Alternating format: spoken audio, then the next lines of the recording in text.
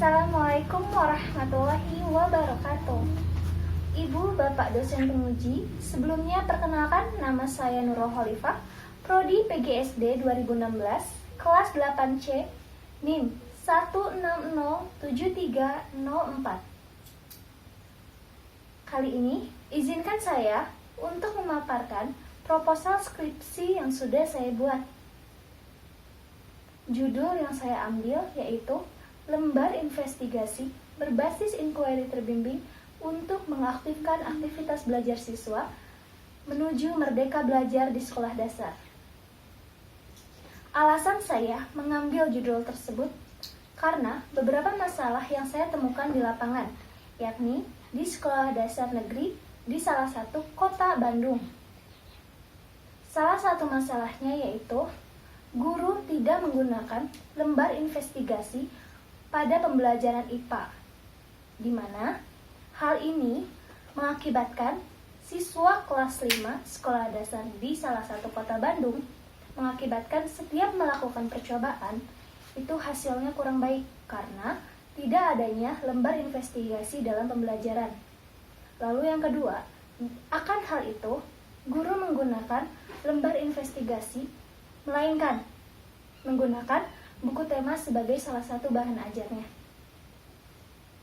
Hal ini menurut saya sangat berpengaruh kepada hasil belajar siswa, di mana dengan tidak menggunakannya lembar investigasi, maka hasil belajar siswa itu tidak akan maksimal.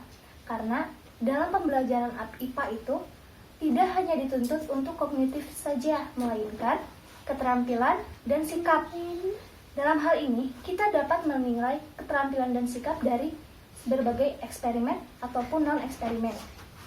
Eksperimen dan non-eksperimen dapat dibantu melalui lembar investigasi berbasis inquiry terbimbing.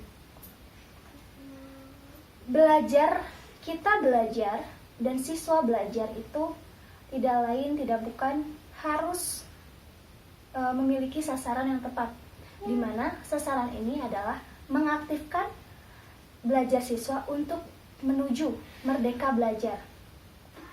Seperti yang dikatakan Ki Hajar Dewantoro, pembelajaran berarti proses mendidik supaya peserta didik memiliki kemerdekaan batin, pikiran, dan tenaga.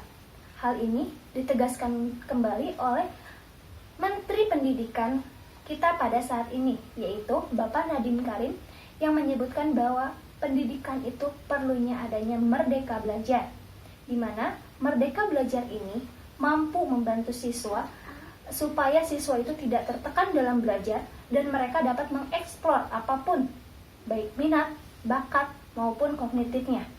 Karena dengan hal itu siswa akan mendapatkan pengetahuan secara lama. Maksudnya itu pengetahuan itu akan bertahan lama pada siswa tersebut, dan pembelajaran yang dilakukan itu akan lebih bermakna kepada siswa itu sendiri. Oleh karena itu, saya Nurul Khalifah sebagai peneliti mengambil lembar investigasi sebagai solusi utama dari penelitian ini dengan berjudul Lembar Investigasi Berbasis Inquiry Terbimbing untuk mengaktifkan aktivitas belajar siswa menuju merdeka belajar di sekolah dasar. Baik, rumusan yang saya terapkan atau yang saya tegaskan itu ada 3. Yang pertama, bagaimana lembar investigasi yang beredar di lapangan. Lalu yang kedua, bagaimana penerapan lembar investigasi berbasis inquiry terbimbing. Lalu yang ketiga, bagaimana peningkatan aktivitas belajar siswa setelah diterapkannya lembar investigasi berbasis inquiry terbimbing. Oleh karena itu, saya Nurul Khalifah sebagai peneliti mengambil metode penelitian tindakan kelas secara sederhananya untuk melakukan pengorganisasian perbaikan pembelajaran menggunakan lembar investigasi, di mana desain penelitian yang saya gunakan mengacu kepada model McTaggart and Keynes, yaitu yang menggunakan 2 siklus. Nanti ketika siklus pertama tidak berhasil, otomatis kita kembali melakukan siklus yang kedua. Ketika sudah berhasil, kita stop sampai situ, pelaksanaan pembelajarannya, di mana kita nanti akan melihat bagaimana peningkatan aktivitas belajar siswa menuju merdeka belajar di sekolah dasar, khususnya pada materi IPA.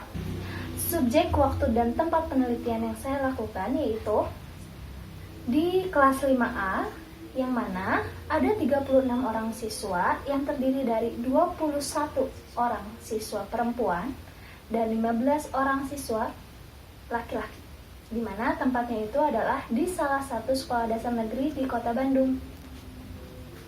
Waktu penelitiannya 4 bulan kurang lebih pada tahun ini, yaitu 2020, pada tahun ajaran 2019 dan 2020, mohon maaf. Teknik dan instrumen pengumpulan data yang saya lakukan, yang pertama wawancara, yang kedua studi dokumentasi, yang ketiga observasi, dan yang keempat adalah catatan lapangan, di mana menurut saya keempat teknik dan instrumen ini saling berkaitan untuk menjawab rumusan masalah yang saya buat. Dan lembar investigasi yang saya buat ini tidak seperti lembar investigasi pada umumnya yang berupa lembaran-lembaran, namun pada akhirnya saya akan menggabungkan semua itu menjadi satu buku pedoman. Sekian pemaparan singkat yang dapat saya sampaikan, kurang lebihnya mohon maaf. Wabillahi taufiq wal hidayah. Wassalamualaikum warahmatullahi wabarakatuh.